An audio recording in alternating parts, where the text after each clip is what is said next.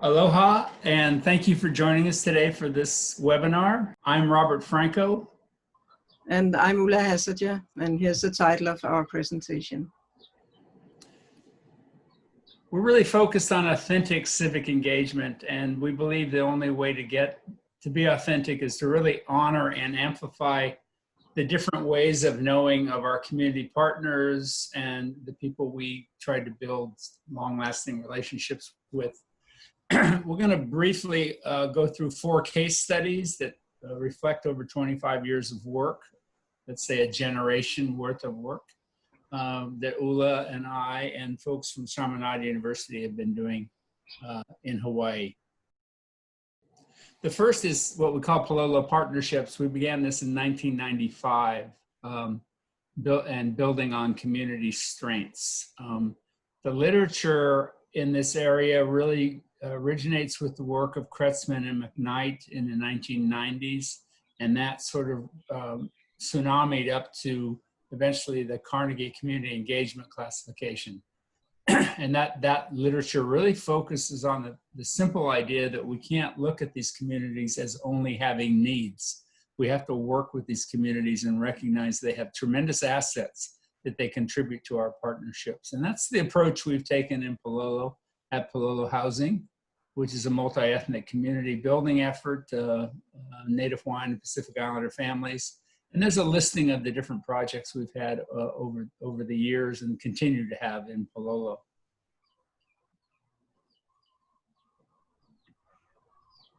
Another of our examples are also completely depending on the indigenous and local knowledge and the strength of the communities.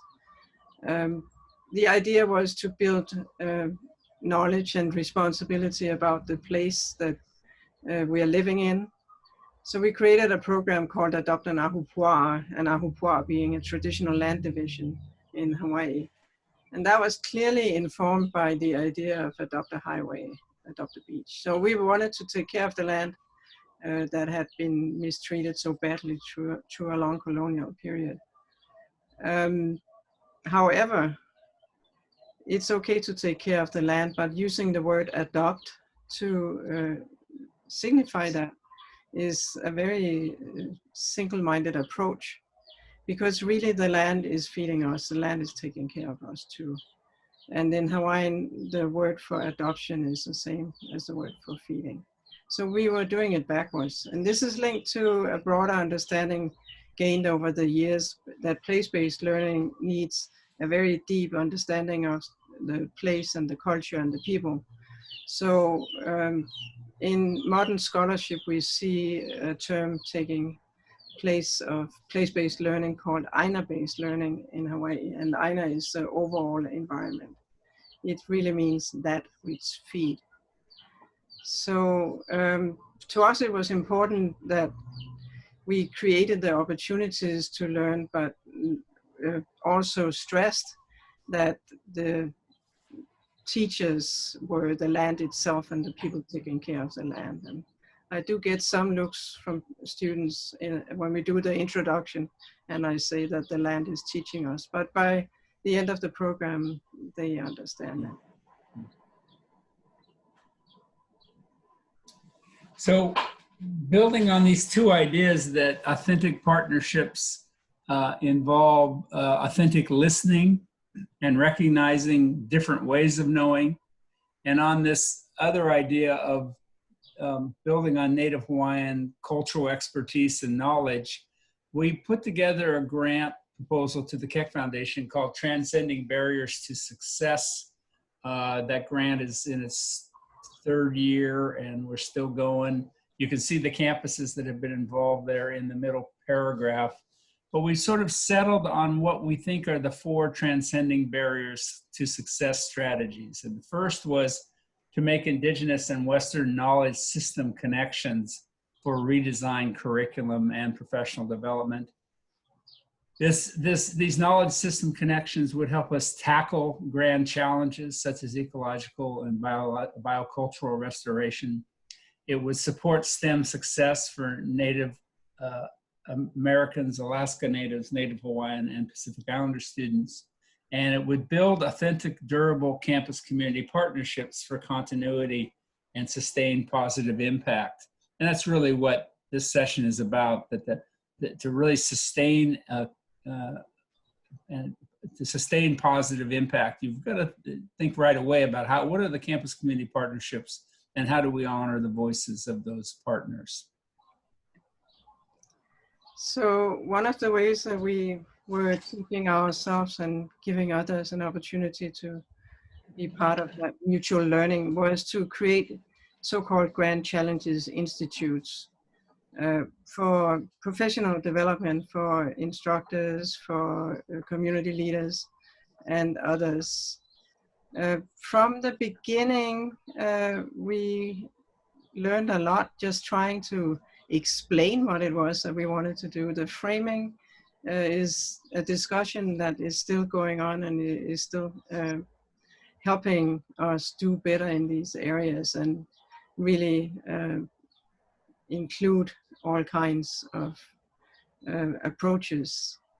So we started out with having a Grand Challenges Institute of Water, where we had Western and Indigenous perspectives nicely lined up together.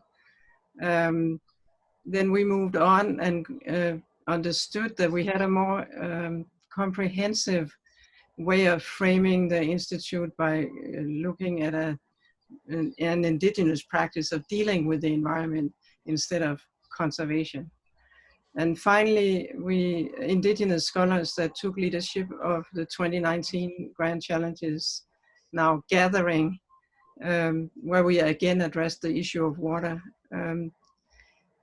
They, in a way, reflected the scholarship that has been developing over the last decade. A very strong amount of scholarship based in indigenous knowledge, and reframed the Institute to a gathering around radical transdisciplinary collaboration, focusing on water, indigenous knowing, and sustainability. This year, we would hope to take it a step further. We are not sure yet how it's going to go, but the focus is on cultivating food and health, closely linked in indigenous understanding, of course, but through a virtual gathering. Yeah. And you're all very welcome to join us in that. Okay, so the final product here again, which brings together the authentic partnership work and the recognition that when you talk about partnerships, that means both sides have equal voice and equal commitment to a set of mutual goals. At KCC, we're developing something called the Center for Resilient Neighborhoods. That's the acronym SERENE. And we're working with Manoa and with those community partners, as well as with FEMA, to develop a multi-year hazard mitigation plan in relation to pandemics and natural disasters. Again, amplifying partner voice remains essential for durable and authentic partnerships. And when you look at climate change and pandemics and these sort of larger macro events that are affecting our communities and our cultures, to try to deal with them in a sort of a short-term 2-year project is not realistic. You really need to have a commitment by all parties that this is a long-term thing, and we're going to have to deal with this for the next few generations. So developing these partnerships is the key to sustaining this work into the generations to come. So at this roundtable that we will have for real in a few days, or whenever you are looking at this presentation, we are really looking forward to hearing from you, your work, your plans, your ideas, and build collaborations right there. Other future development opportunities are the 2 Grand Challenges gatherings coming up, the food and health that I mentioned earlier, that will be in October, and then the crowning final meeting for this particular project the Transcending Barriers project, which will be the Grand Challenges Montana meeting in January. So we are looking forward to seeing you at SSI first and foremost, where we plan to have the roundtable being a true gathering. Our last slide has some resources that you can enjoy, and we'll send an actual file to you if you're interested.